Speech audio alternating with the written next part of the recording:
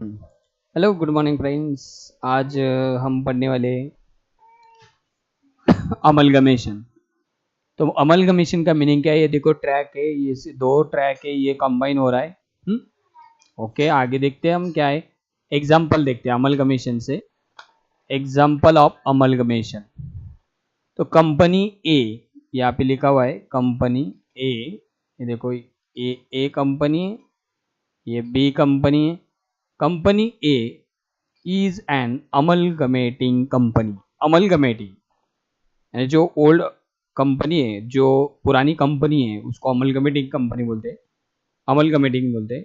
Company B is also an amalgamating company. एक A B company है और B भी है, ऐसे दो कंपनी है। अभी दोनों का अमलगमेशन लिखा हुआ है, देखो इधर दोनों का अमलगमेशन किया है। तो amalgamation of company A and company B, this amalgamation result in the formation of a new amalgamated, जो नई बैलेंस शीट में आती है, न्यू बैलेंस शीट जिसकी बनेगी अभी, अमलगमेटेड कंपनी ए बी। तो ए कंपनी थी, दूसरी बी कंपनी थी, दोनों मिलके बन गई ए बी।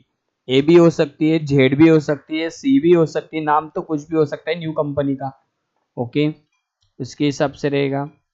तो एग्जाम्पल देखते हैं अभी इसके ऊपर, सिंपल ही वाला थोड़ा सा। देखो example, two good example of amalgamation are as follows. देखो फॉर एग्जाम्पल के हिसाब से देखते हैं। Maruti Motors, Maruti Motors operating in India, India में मारुति मोटर्स थी।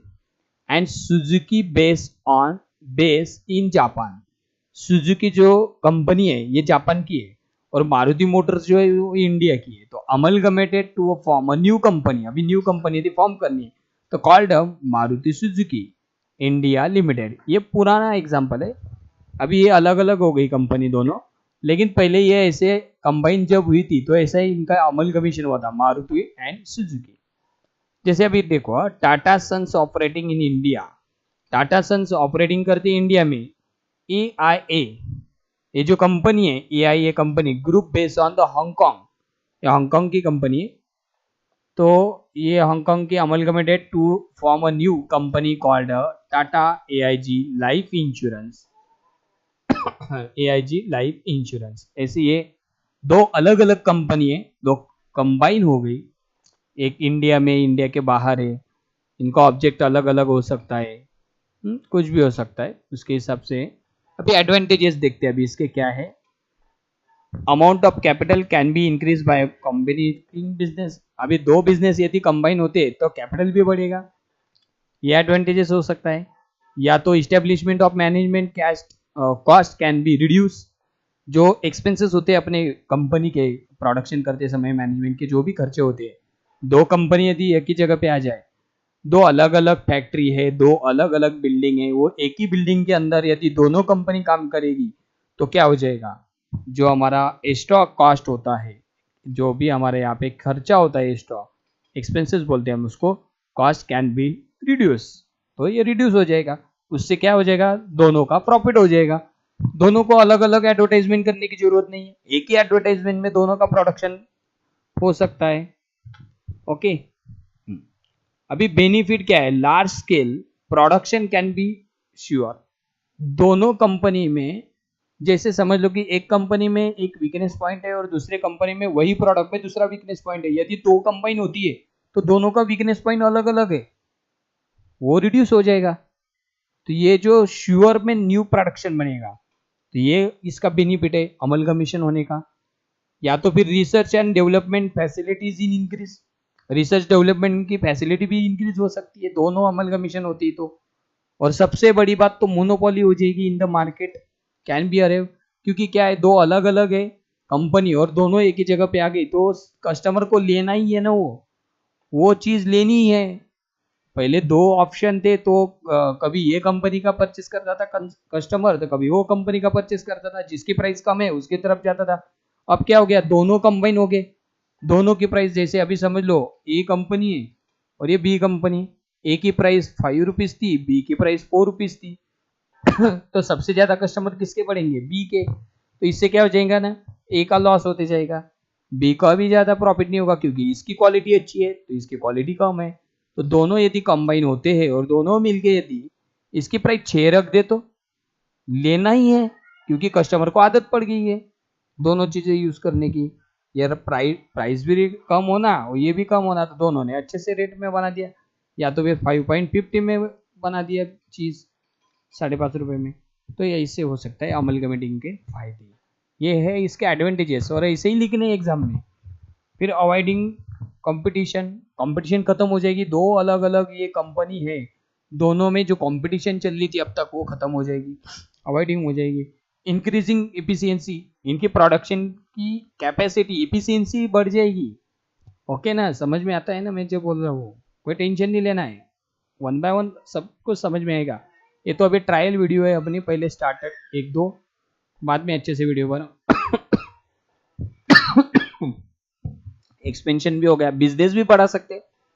अभी एक बिजनेस भूसौल में, दूसरा बिजनेस पुणे में है, तो दोनों एक दूसरे की जगह पे पहचान सकते हैं। उससे एक्सपेंशन भी हो जाएगा बिजनेस का, बढ़ सकता है बिजनेस। ओके, तो ये रीजन है, एडवांटेजेस है। चलो इसके आगे देखते हैं और क्या है। डिसएडवांटेज, अभी जहाँ एडवांटेजेस है तो वहां पे डिसएडवांटेजेस भी रहेंगे, बराबर है कि नहीं?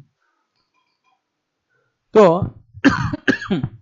Disadvantages of amalgamation business combination bring monopoly. अभी क्या हो जाएगा, मोनोपोली है इन the market which is may be her harmful for the society.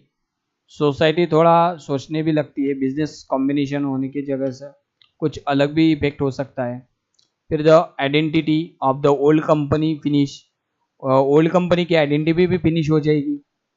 Goodwill of the old company decreases, old company का गुडविल भी कम हो जाएगा। कभी कभी क्या हो जाता है ना मार्केट में, अभी जैसे समझ लो दो कंपनी आती है, जैसे अभी एग्जांपल लेते हैं, तो पहले यूनिनॉर ये सिम कार्ड अलग था और बाद में वो एयरटेल में चला गया। अभी टेलीनॉर हो गया, टेलीनॉर का एयरटेल हो गया।